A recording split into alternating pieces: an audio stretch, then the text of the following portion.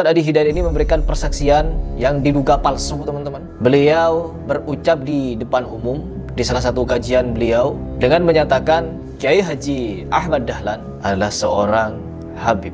Adi Hidayat ini yang membuat saya itu miris. Dikit-dikit memuji Habib Umar, dikit-dikit memuji Habib Fulan, dikit-dikit mengagungkan Yaman, dikit-dikit Yaman Tarim. Kalau ada yang perlu diselesaikan silahkan datang.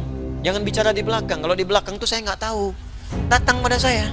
Udah pasti saya nggak tahu kalau di belakang gitu. Jadi kalau Anda punya persoalan dengan saya atau dengan siapapun, jangan di belakang, nggak akan nyampe, Joni. Terus tiba-tiba Anda mencela saya, Anda siapa? Akan ada yang berbahaya sehingga membuat orang itu benci dengan saya padahal nggak kenal saya. Coba Anda kebayang nggak? Kalau Anda kenal, Anda benci, mungkin ada persoalan. Anda nggak kenal, Anda benci. Yang lainnya semua saya maafkan. Yang dua, saya nggak bisa berkata apa-apa sebelum dia bertobat dan menyelesaikan urusannya sendiri.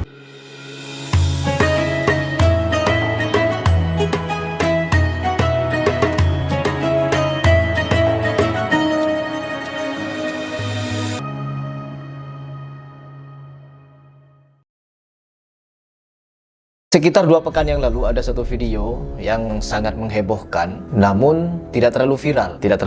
Dan mari kita viralkan, yaitu salah satu pernyataan dari Ustadz Adi Hidayat, yang dimana Ustadz Adi Hidayat ini memberikan persaksian yang diduga palsu, teman-teman. Beliau berucap di depan umum di salah satu kajian beliau dengan menyatakan Kiai Haji Ahmad Dahlan adalah seorang Habib.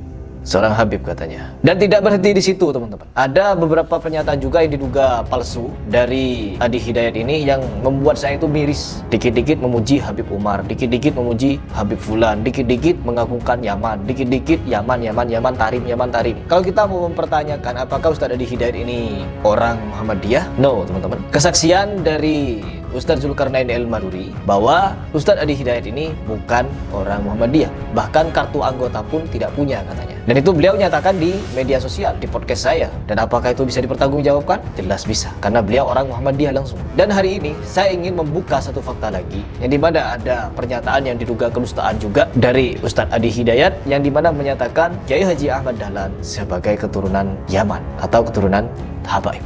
Langsung saja ke video dan kita juga simak nanti faktanya seperti apa.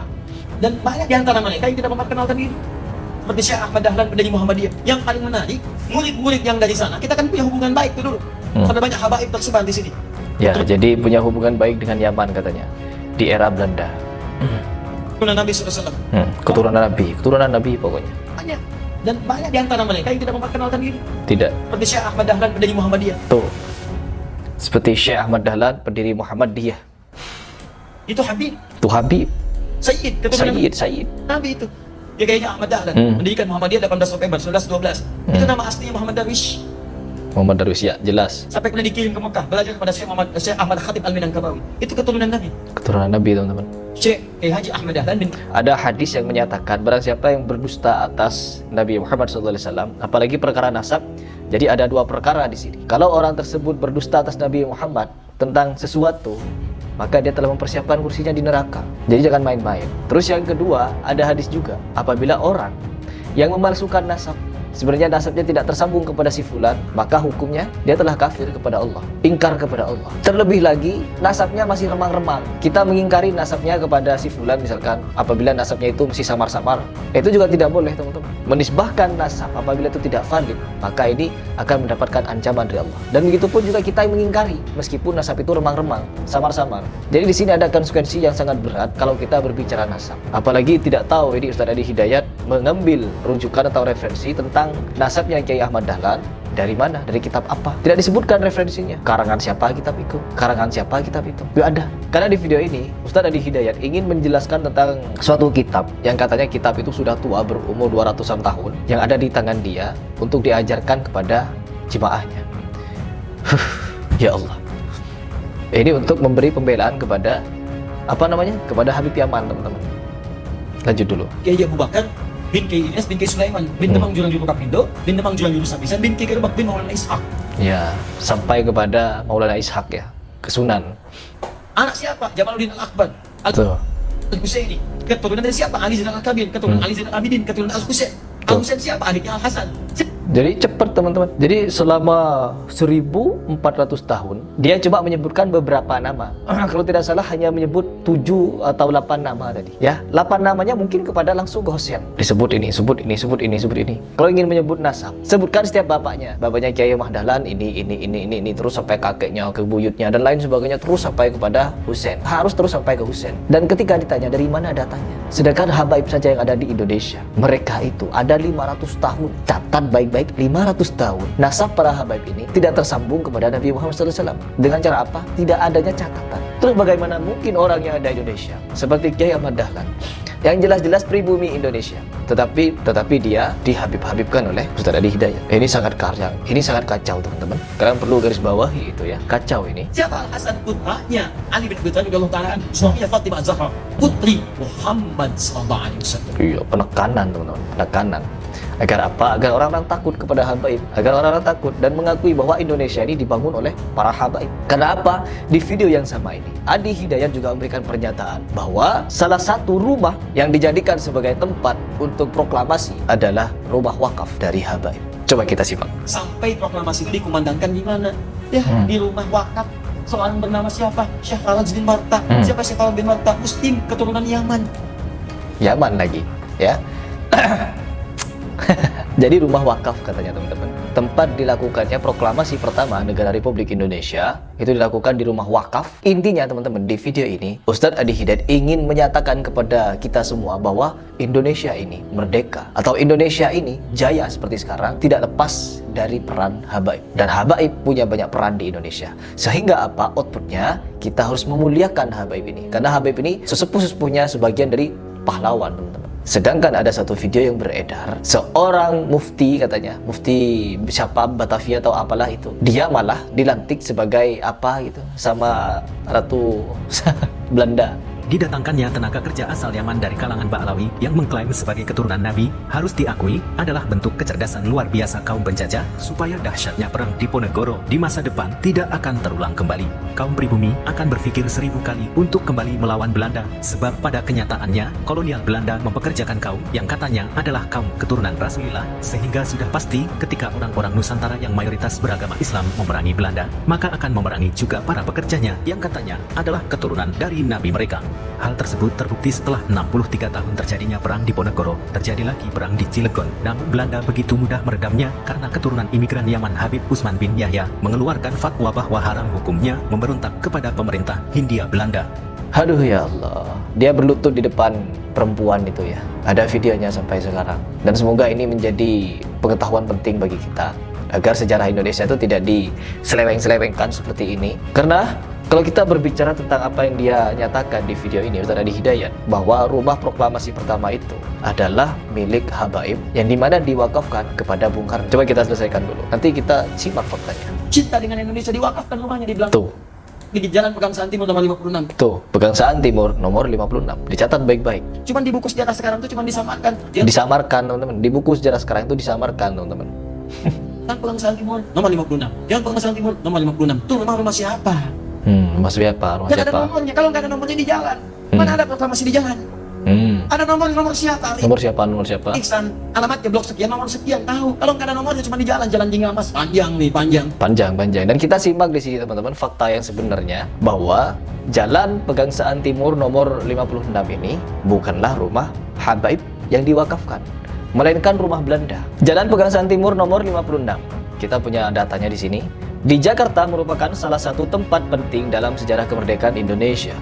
Di tempat inilah pada awalnya berdiri rumah milik Soekarno yang juga menjadi tempat pembacaan naskah proklamasi kemerdekaan Indonesia. Berdasarkan sebuah artikel Kompas, pada awalnya rumah ini milik seorang warga Belanda yang ditahan oleh Jepang yang masih dihuni oleh istrinya pada era Soekarno. Jadi perlu digarisbawahi bahwa rumah ini milik seorang Belanda yang ditahan oleh Jepang yang dihuni oleh istrinya. Ini data teman-teman, ini data. Tidak mungkin sejarah ini dicatat lalu dipalsukan untuk menutupi habaib gitu.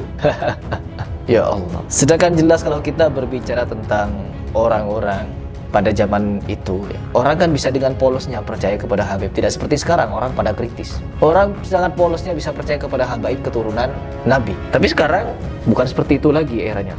Pasti memang kalau rumah itu beneran milik habaib, pasti diberikan keterangan juga di sini kalau rumah itu milik habaib. Bukan disamar-samarkan kalau itu adalah rumahnya habaib yang diwakafkan. Ya Allah. Bahkan di sini untuk memperkuat pernyataannya, seorang Kiai Ahmad Dahlan malah dinyatakan sebagai keturunan. Banyak istighfar. Banyak istighfar bulan ini. Ya, banyak istighfar bulan-bulan ini. Dan banyak memaafkan. Saya pun insya Allah akan membuka diri. Saya minta maaf kepada setiap kalangan yang dalam setiap kesempatan pasti saya banyak salahnya, saya minta maaf. Ya, kalau ada yang perlu diselesaikan silahkan datang. Jangan bicara di belakang. Kalau di belakang tuh saya nggak tahu. Datang pada saya. Udah pasti saya nggak tahu kalau di belakang gitu. Ya, jadi kalau Anda punya persoalan dengan saya atau dengan siapapun, jangan di belakang, nggak akan nyampe, Joni. Datang bicara, selesai. Daripada Anda bingung sendiri, nyampein sana, nyampein sini, Anda pusing sendiri. Akhirnya Anda kumpulin maksiat, gak selesai-selesai dosanya. Dan Anda ajak orang lain berjamaah dosa.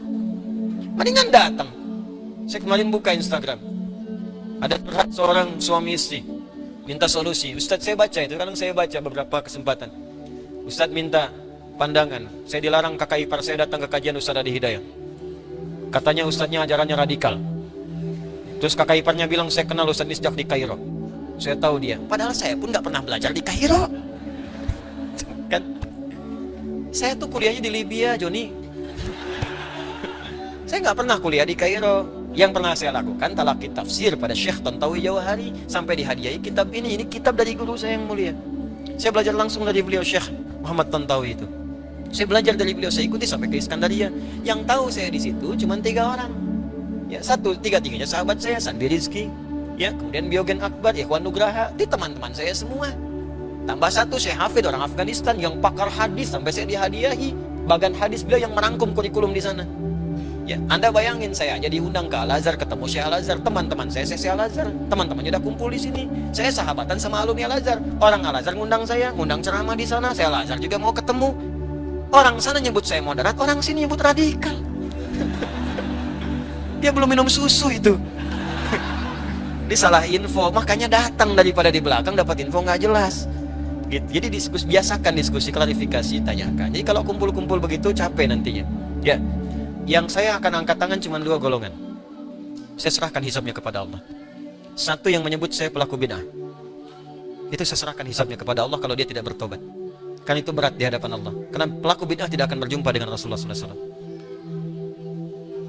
Saya mimpi sudah ketemu. Dan banyak dimimpikan orang bertemu dengan Rasulullah. Lalu Anda menyebut saya pelaku bid'ah. Maka bagaimana cara saya bertemu dengan Rasulullah SAW?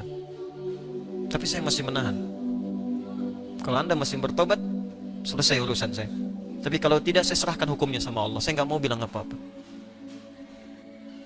Itu saja. Yang kedua, orang yang menghambat orang yang ingin memperbaiki diri belajar dengan saya. Karena kata-kata atau kalimat-kalimat atau informasi yang tidak pantas, saya serahkan hisabnya kepada Allah. Ya, yang lainnya semua saya maafkan. Yang 2, saya nggak bisa berkata apa-apa sebelum dia bertobat dan menyelesaikan urusannya sendiri. Karena berat bagi saya. Kalaupun memaafkan, tapi kalau menghambat orang lain disebut pelaku zalim. Al-Baqarah 114. Wa man azlamu mimman mana'a masajidallahi ayyuzkara fiha ismuhu wa sa'a fi kharabiha. Siapa orang paling zalim disebut oleh Allah paling zalim di muka bumi yang menghambat orang lain untuk mendapatkan zikir di masjid. Di antara zikir itu belajar, salat, belajar, taklim itu zikir. Ada orang menghambat orang lain, kamu jangan taklim, kamu jangan belajar. Dia begini sementara dia nggak tahu hakikat yang sebenarnya. Allah menyebut makhluk itu paling zalim. Atas bagaimana saya mesti bersikap, saya nggak tahu. Makanya jangan, Allahu Akbar, jangan cari masalah yang seharusnya tidak dilakukan. Ya, yang lain saya maafkan. Nah, kalau ada apa-apa cerita, ada utang, ada apa, kalau saya bisa saya bebaskan. Kalau saya bisa bantu, saya bantu. Ya hidup saya terbatas, kok besok meninggal juga. Mungkin antum duluan, saya belakangan bisa. Terjadi. Ya, atau terserah lah, gitu. Atau terserah. Ya, jadi sudah jangan banyak cari maksiat. Kalau yang 2 tadi saya serahkan urusan sama Allah. Yang menyebut saya bid'ah, atau yang kedua yang menghambat orang lain untuk mengaji tanpa alasan yang jelas, sehingga orang itu tidak mendapatkan kebenaran. Bahkan ada yang berbahaya sehingga membuat orang itu benci dengan saya padahal nggak kenal saya. Coba Anda kebayang nggak? Kalau Anda kenal Anda benci, mungkin ada persoalan. Anda nggak kenal Anda benci. Kebayang nggak? Yang paling bahaya itu kan paling bahaya. Anda nggak kenal setan difasilitasi. Anda nggak kenal saya dibenci. Kan perbedaannya jauh. Bayangkan Nabi Musa saja, Nabi, Rasul, ya kenal Firaun, makhluk paling zalim. Firaun tuh ustad bukan, ngaku Tuhan, hobi bunuh orang. Diperintahkan Musa berdakwah kepada Firaun, berkata dengan lembut, faqula lahu qaulan layyinan. Anda nabi bukan, rasul bukan, surga belum jelas, amalan berantakan, hisab menegangkan. Ya, berdakwah kepada saya yang bukan Firaun. Saya nggak pernah bunuh orang sampai sekarang. Mabuk nggak pernah, apalagi ngaku Tuhan. Terus tiba-tiba Anda mencela saya, Anda siapa? Termasuk saya pun demikian, kita sama-sama perbaiki diri. Tapi poinnya adalah kita akan wafat, itu aja. Kita akan wafat. Ya, kita akan wafat. Tolong yang apa namanya? Saya pernah berjanji pada siapapun, kalau belum ada hubungi staf saya segera.